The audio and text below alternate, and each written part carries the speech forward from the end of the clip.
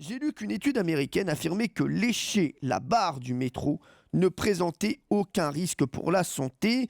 Et Dégoûtant. nous avons Gérald Kierzek, notre docteur d'Europe 1. Merci d'être là, Gérald. Docteur K. Alors, on s'est dit, comme Jean-Luc et moi, quand on prend le métro, on a la langue bien pendue, on s'est dit qu'il valait mieux vérifier cette étude avec un vrai médecin. Gérald, est-ce que c'est vrai ? Est-ce qu'il n'y a aucun risque Parce qu'on dit que c'est très sale quand même. Ouais, c'est très sale. Alors, je ne suis pas là pour vous conseiller d'aller lécher la barre du métro. Sinon, il Oui. faut aller consulter. C'est pas un médecin, c'est un psychiatre qu'il faut aller consulter. Vous n'avez pas le sens de la Mais en fête. tout cas, cette étude, elle est très sérieuse. Ils ont même fait une cartographie. C'est-à-dire qu'en fonction de la ligne de métro, ils ont mesuré les densités de certaines bactéries. Et il y a plus de 562 espèces de bactéries qui ont été identifiées, dont certaines font très peur quand même. Il y a de la peste bubonique, il y a de l'anthrax. Vous savez, ce sont des bactéries qu'on ne voit plus théoriquement. Alors, il y a quelques cas sur de la peste barre du encore. métro ? Sur la barre du métro. Il y a Alors, de la peste heureusement, bubonique ? Ouais, de la peste bubonique. Mais jusqu'en 97, il y a eu des cas de peste bubonique aux États-Unis. Alors maintenant, il n'y en a plus et c'était des souches qui étaient sur les barres du métro, qui étaient des souches inertes. Donc il n'y a pas de risque pour la santé, mais ça fait quand même beaucoup de bactéries. L'anthrax, c'est pareil. Vous savez, l'anthrax, c'est très contrôlé. C'est ce qu'on appelle charbon. Là, toutes les attaques bioterroristes programment parfois l'utilisation de l'anthrax comme étant un agent infectieux qui pourrait être détourné. Et donc, c'est très contrôlé. Eh bien, on en trouve là aussi, on trouve des traces ADN sur les barres du métro. Mais sinon, ce sont des bactéries fécales, hein. C'est de l'Escherichia coli, c'est des bactéries qu'on a tous sur les mains. Il suffit d'aller. Il y en a qui en ont un peu plus que les autres. Pour chier sur la barre, faut être un sacré acrobate.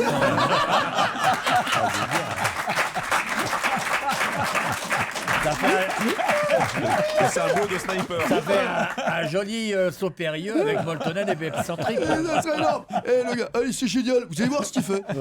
J'ai repéré 2 Bulgares. Ils chient sur les barres dans le métro. C'est génial, c'est que de l'amour. On les a découverts avec Jeff Panaclock. Non, mais franchement, on n'arrête pas de dire aux enfants ne touche pas la rampe du métro ou le truc des escalators parce que tout le monde met les mains, c'est dégoûtant. Là, ça veut dire que il n'y a pas de risque. Alors oui, c'est dégoûtant, il y a des bactéries, mais de même que les sièges auto, c'est dégoûtant. Quand vous embrassez quelqu'un, c'est dégoûtant aussi. Il y a 700 bactéries qui c'est s'échangent dégoûtant. lors d'un baiser, par exemple. Après, ça ne veut pas dire qu'il faut vivre dans un monde aseptisé. Voire même, si vous aseptisez trop et si vous protégez les gamins ou si vous êtes sans arrêt avec des solutions désinfectantes, vous allez complètement déséquilibrer des bactéries qui font partie de notre écologie et qui font partie du système immunitaire. Justement, vous tombez bien parce que j'étais avec Chris Mason. C'est un chercheur à Weill Cornell University. C'est un chercheur américain. Il a passé plusieurs années à étudier le métropolitain donc de New York. Et il nous a donné des recherches incroyables, des conclusions incroyables. Il est en mesure d'affirmer donc que lécher la barre du métro est inoffensif, mais il va plus loin. Selon lui, la meilleure chose à faire avec un nouveau-né, c'est de le rouler comme un sushi sur le sol du métro pour son système immunitaire. Ah si, si. Ah non, mais C'est un peu exagéré, non? Ah non, c'est Chris, il n'exagère jamais. Ou bien il claque tout de suite ou il est guéri. Ouais, Quoi. c'est ça.